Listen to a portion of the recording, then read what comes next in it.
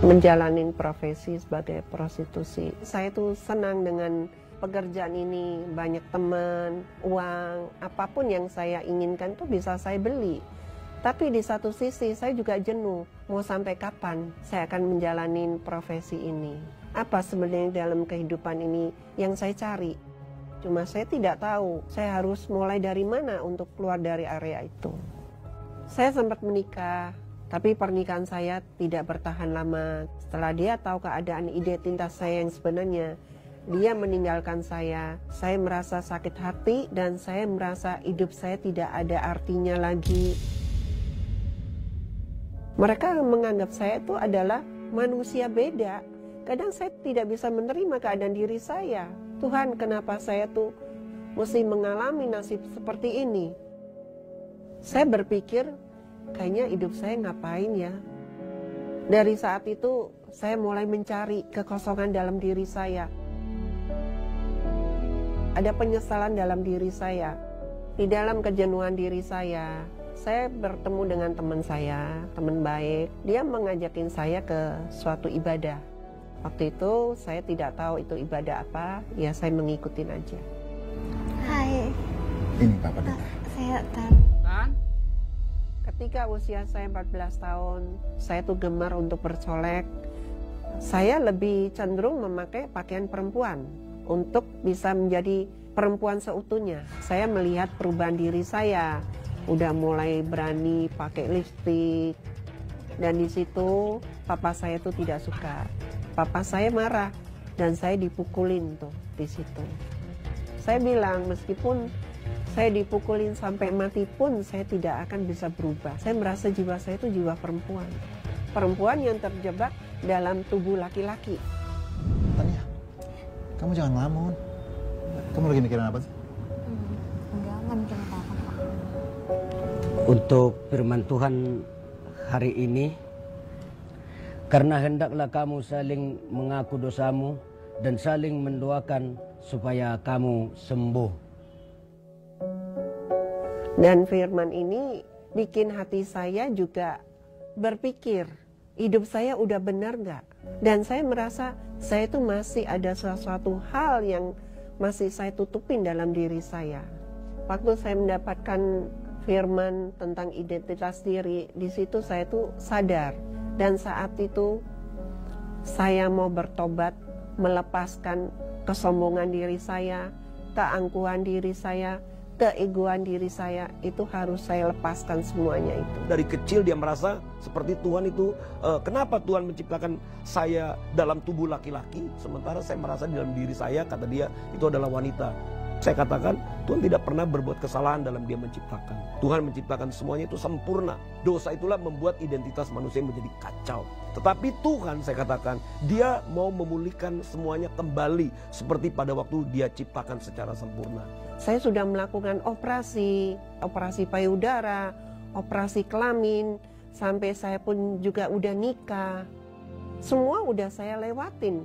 Dan apa yang saya lakukan di masa lalu itu adalah identitas palsu saya. Identitas yang benar itu adalah sebenarnya saya adalah laki-laki.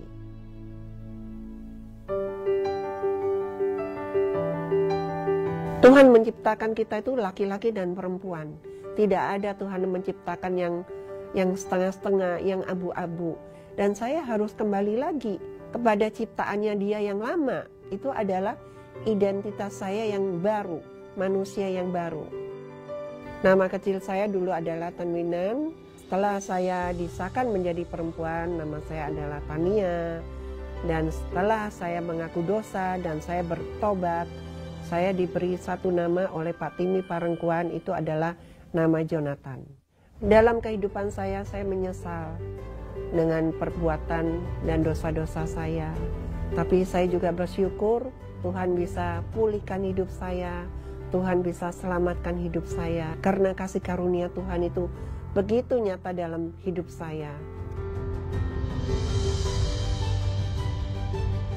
Saya juga habis operasi payudara yang sudah 40 tahun payudara itu ada di dalam diri saya. Implan payudara diri saya udah saya lepas. Karena saya percaya namanya pemulihan itu nggak cukup sekali. Kita harus terus dipulihkan. Yang mengubah kehidupan saya itu adalah Tuhan Yesus. Dia berkorban, dia mati di atas kayu salib. Dan saya merasa hidup saya itu benar karena Tuhan yang membenarkan kehidupan saya. Tuhan memberikan kepada kita sebuah anugerah, yaitu pengampunan yang seutuhnya. Dia tidak memperhitungkan salah, dosa. Bahkan sekalipun dosa kita merah seperti kermisi, dia sanggup memulihkannya menjadi putih seperti salju. Ada banyak kali mungkin kita mencari jalan untuk kita bisa diterima. Tanpa itu semua, Tuhan menerima Anda apa adanya. Saat ini, engkau yang merasa, aku sangat berlumur dosa. Dan aku tidak mau lagi untuk mencari Tuhan. Ada kesempatan hari ini. Tuhan membuka kedua tangannya dan menerima engkau apa adanya. Dan saat ini, izinkan Roh Kudus melawat Anda. Dan Dia akan memulihkan hidupmu dari setiap dosa-dosamu. Kita berdoa. Bapa di surga, saat ini kami mau berdoa untuk seorang laki-laki yang dia telah merubah dirinya menjadi seorang perempuan untuk diterima, untuk mendapatkan kasih.